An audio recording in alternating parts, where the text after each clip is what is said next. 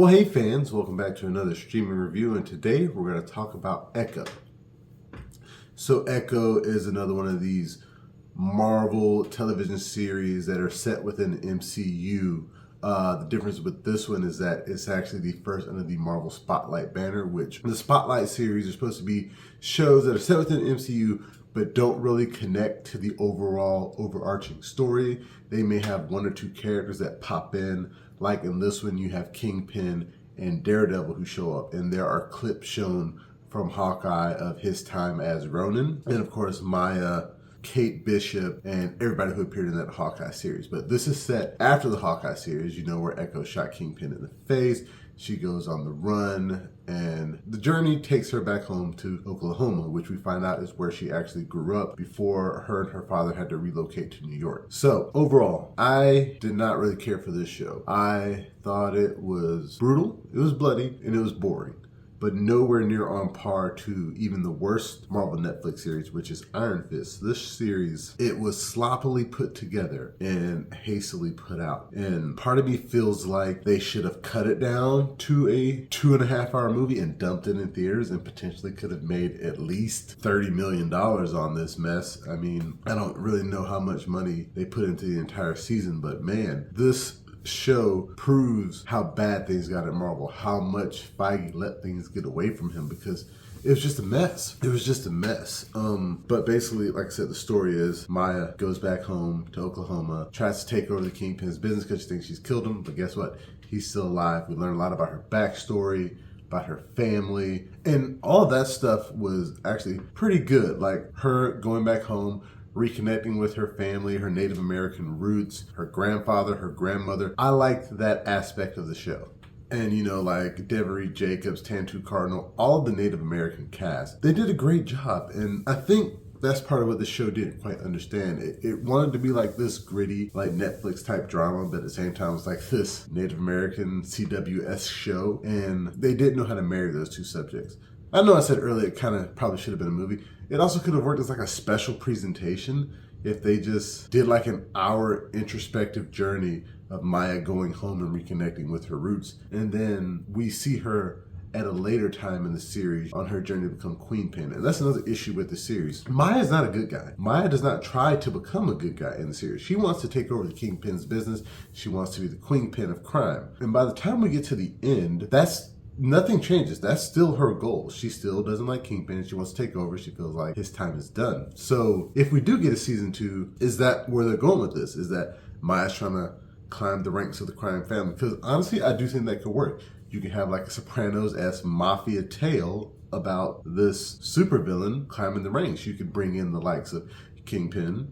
You could bring him back. You could bring in the 10 Rings. You could bring in so many other villain organizations, and she's like the villain that we're following. She's the likable one. She's the one who we want to come out on top. So I guess that's where they're going with this. I mean, unlike a lot of street level villains that we've seen so far, Maya does have powers. She gains those powers in this show. And in the flashbacks to when she gets her powers, I like that. You got the first one, which deals with like the I can't remember the Native American tribe. I think it's Choctaw. The first Choctaw, how they came to be.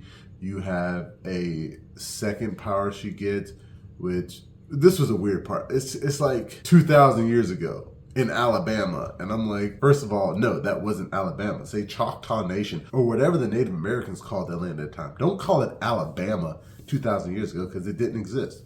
But that scene where they're playing like the field hockey, that was cool. The silent film aspect, which to me, it took a lot from Watchmen, how when they showed Bass Reeves in that, those flashbacks were like a silent film. You got her ancestor who's like a sharpshooter. I really like that aspect. And then you find out her mom was a healer. So I like the aspects of how she got her powers, but I feel like a lot of her earning those powers was put on the cutting room floor, and she just kind of gets them after having like these visions. And I think they could have handled that better. Her suit looks cool. Her superhero suit looks cool, even though she's not a hero, so her supervillain suit looks cool. And like I said, I like Alaqua Cox. I like her. I like what she brings to the MCU in terms of an amputee, in terms of a Native American, and in terms of someone who can't hear, a deaf person, so to speak. And she brings all these aspects to the MCU, a person of color. And despite all that, terrific actor, and I really like what she brings to the series. I wish they gave her better stuff to work with. Another thing about the show that's totally terrible is the CGI. CGI is bad. There are times where you can definitely tell they were on a set. Like the sky looks like something off of an old Dell computer. You just look up, you're like, those stars don't look real at all. That train doesn't look real. I just don't know how they let it get this bad. And it was also boring. Like I said, the story did not come together as well. The best episode is probably episode 4, where we learn about the history of Wilson Fisk and Maya and how during the blip, her father's dead, she's going a little crazy, he brings her into the business. I like that information. I like learning about what happened during the blip. I like that we know that Fisk was alive, Maya was alive, Daredevil was alive. These are the aspects that really were good in the show. That aspect, and of course learning about Maya's past. Everything else, I think that one guy is like her cousin, not Biscuits, but the other guy who owns the skating ring. The fight sequences aren't really that great. That fight between her and Daredevil, it was all right, but it wasn't like great. And it was bloody and brutal, but not in terms of like a Marvel thing on Disney, not in terms of like a Netflix show. So overall, in terms of score, I'm going to give this a poor 2 out of 5. It's really not the best. Am I down for a second season? Yes, if they do it right and Feige's more involved and they can keep it as a spotlight, but just, I don't know.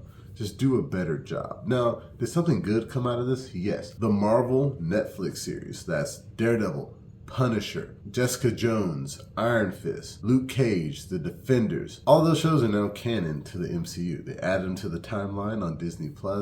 So I think these characters are going to start to show up more. So that's the one positive to come out of Echo. So those are my overall thoughts. I know I'm all over the place, but so is this series. Remember, you can watch the full review on YouTube and the website, flipfrogllc.com/flixfrog. Remember, you can find us on Facebook, Instagram, Twitter, and Reddit. And please, pretty please, make sure that you like, share, and subscribe. Subscribe to the YouTube channel and Facebook page. Anything and everything Flipfrog, Flixfrog, Flipfrog Post. Make sure that you subscribe. And until next time, I'll be seeing you.